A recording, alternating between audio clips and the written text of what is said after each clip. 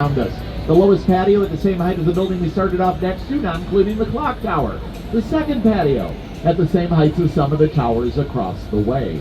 That's not by accident, that's by design. The architect here trying to make the building look good in context with the other buildings around us. So we call that contextualism, and we'll see more examples of that as we continue on our tour. As you take a look around at all the buildings, you'll see we'll jump all over in time on our tour. Over here on the left, this building from the 1920s, the Jewelers Building, so named because they wanted all the prominent jewelers in Chicago to work out of it back in the 1920s. Now as we come out from underneath the bridge, we're going to head into the groovy 1960s. Over here on the right, very iconic towers here in Chicago, looking like corn on the cob. These are Marina City. Bertrand Goldberg is the name of the architect here, bit of a social scientist, trying to change where people live. You see, back in the 60s, not a lot of people lived downtown. They'd work here, they'd go home to the suburbs at night. So they built Marina City as a city within the city. Apartments up above, valet parking down below. But inside the building, stores, restaurants, fitness center. Used to have an ice skating rink in there, still has a bowling alley. Used to have a movie theater, which is now the House of Blues. Marina City, an introvert's dream, right? You can live your whole life without ever getting out of your pajamas. Now they call it Marina City because there's a place to park your yacht, which was surprising in the 60s because this was a very polluted waterway back then. You would want to spend a lot of time on the Chicago River back in the 1960s. Today, that's all changed.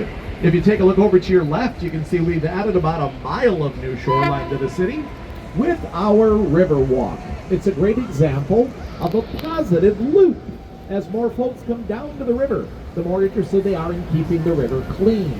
And as the river gets cleaner and cleaner, well, the more people come down and visit, and that just keeps getting better and better. And guess what?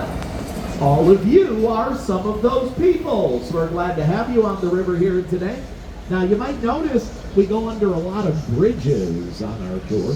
These are all movable bridges. That means they can raise and lower to allow for larger boats. Those structures you see on the side of the bridges, those are the pilot houses. That's where they would operate the bridges from. Clark Street here, Double Leaf Bridge, opens up on both sides of the river. Now the next building we'll take a look at is a great example of how architects here in quarters of the way across.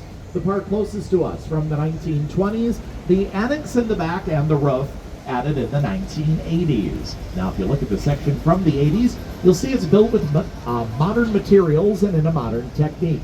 But as we get closer and closer to it, compare and contrast the two different sections.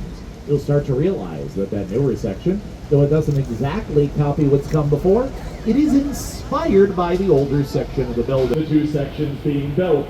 You can get a closer look at the Builders Building here on our left. Once you're done on the left, we're going to cut across the river, take a look at the style of architecture we'll see over and over again tonight on our tour. The big wide building on the right with the green pyramid on top. Now let's look at some of the details first. You'll see soaring vertical lines up the surface of the building, leading to little setbacks at the top. All of that draws your eyes up Art Deco style. Now the building is the Merchandise Mart. This is where merchants in Chicago would shop for goods for their stores. Back in the early 1930s, U.S. American merchants. Names you might be familiar with: Montgomery Ward, Marshall Field, just to name those great big heads. A big hunk of candy comes out of their necks. And one of the most breathtaking parts of our river.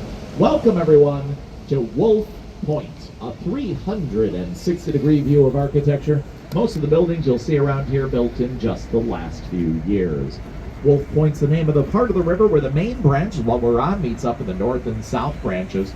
The river is why Chicago is here. If you head out through the south branch, you get out to the Mississippi, ultimately out to the Gulf of Mexico in one direction. Head out the other way through the Great Lakes, you get out to the Atlantic Ocean, New York, and beyond.